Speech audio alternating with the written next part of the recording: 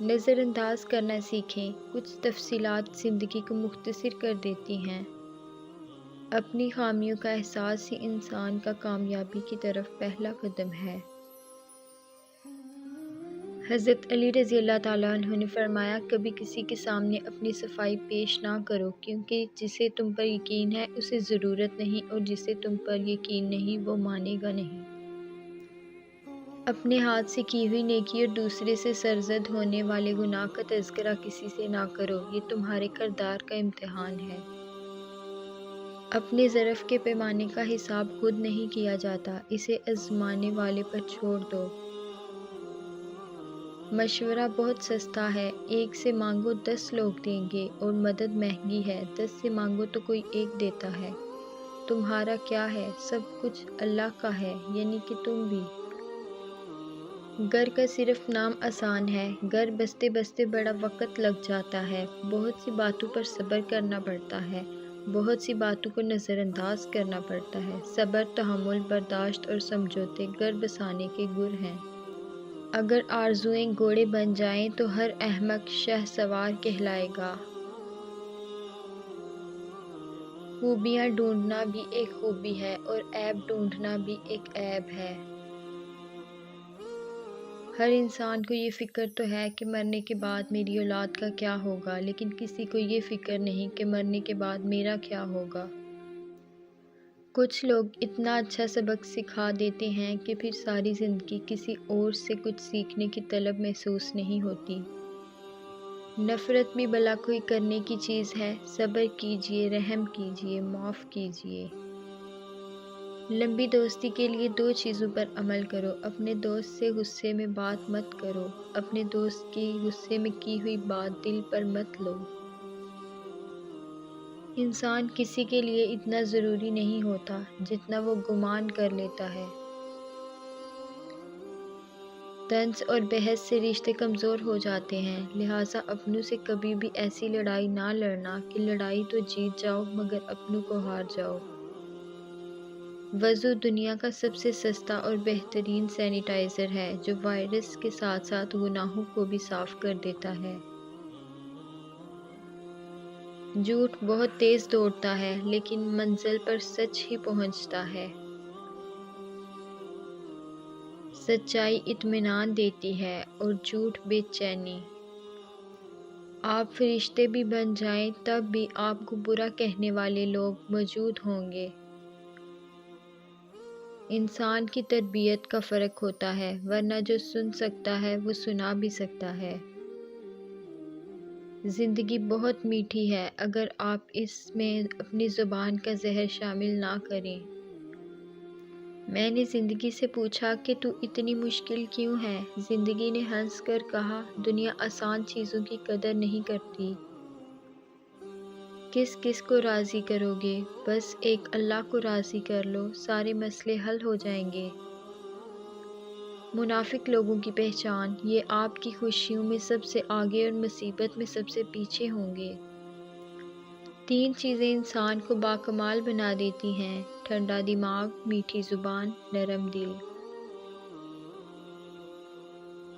درود پاک پڑھا کرو، زندگی پریشانیوں، مصیبتوں اور مشکلات سے پاک ہو جائے گی۔ یا اللہ، تو سب جانتا ہے، سب کی مشکلات ختم فرما۔ حسن کی مثال تو محمد صلی اللہ علیہ وآلہ وسلم ہے، لیکن محمد صلی اللہ علیہ وآلہ وسلم کی مثال کوئی حسن نہیں۔ درود شریف وہ واحد عبادت ہے جسے قبول ہونا ہی ہوتا ہے۔ پلٹ کر جواب دینا بے شک غلط ہے، لیکن سنتے رہو گے تو لوگ بولنے کی تمیز بھول جاتے ہیں۔ سوال کر لینا بدگمان ہونے سے بہتر ہے۔ غم ہو یا خوشی، اللہ والوں کو یہ دونوں اللہ کے اور قریب لے جاتے ہیں۔ گناہ، لذت کی وجہ سے گناہ نہ کرو، لذت ختم ہو جائے گی، گناہ باقی رہے گا۔ نیکی اور مشقت کی وجہ سے نیکی نہ چھوڑو، مشقت ختم ہو جائے گی، نیکی باقی رہ جائے گی۔ اپنی نیکی چھپانا آپ کی سوچ کا امتحان ہے، اور دوسروں کے گناہ چھپانا آپ کے کردار کا امتحان ہے۔ بڑھاپے میں فرشتہ بننے سے بہتر ہے کہ جوانی میں فرعونیت چھوڑ دیں۔ کڑوا سچ، کچھ لوگوں کو اونچائی پر پہنچنے کی اتنی جلدی ہوتی ہے کہ وہ چھوٹے لوگوں کا ہاتھ پکڑنے کی بجائے بڑے لوگوں کے پیر پکڑنا پسند کرتے ہیں۔ اللہ سے گفتگو کی عادت ہو جائے تو سجدہ کیے بغیر سکون نہیں ملتا۔ مخلص وہ نہیں جو منہ پر آپ کا ہو، بلکہ مخلص وہ ہے جو آپ کے پیٹھ پیچھے بھی آپ کا ہی ہو۔ اپنے برے وقت کے لیے بچا کر رکھنے والا مال اگر کسی کے برے وقت میں لگا دیا جائے تو اپنا برا وقت بھی ٹل جاتا ہے۔ کچھ لوگ اتنا اچھا سبق سکھا دیتے ہیں کہ پھر ساری زندگی کسی اور سے کچھ سیکھنے کی طلب محسوس نہیں ہوتی۔ چاہے گھر کتنی ہی سجاوٹ سے مزین ہو، مگر ماں نظر آئے تو گھر اصل میں گھر لگتا ہے۔ اصل کامیابی کا ہر راستہ نماز سے ہو کر ہی گزرتا ہے، کیونکہ بنا نماز حقیقی کامیابی نہیں مل سکتی۔ انسان کے کردار کی دو منزلیں ہیں، دل میں اتر جانا یا دل سے اتر جانا۔ رسول اللہ صلی اللہ علیہ وآلہ وسلم نے فرمایا، جس نے مجھ پر ایک بار درود بھیجا، اللہ تعالیٰ اس پر 10 بار رحمت نازل فرمائے گا۔ اگر آپ کو لگتا ہے کہ روز محشر آپ سے صرف نماز اور روزے کا ہی پوچھا جائے گا تو شاید آپ غلط ہیں۔ غیروں کی باتوں میں آ کر اپنوں سے الجھنا انسان کی قدر، عزت اور وقار کو ختم کر دیتا ہے۔ جن لوگوں نے آپ کو دکھ دیے ان کو بھلا دیں، لیکن جو انہوں نے سبق دیے ان کو یاد رکھیں۔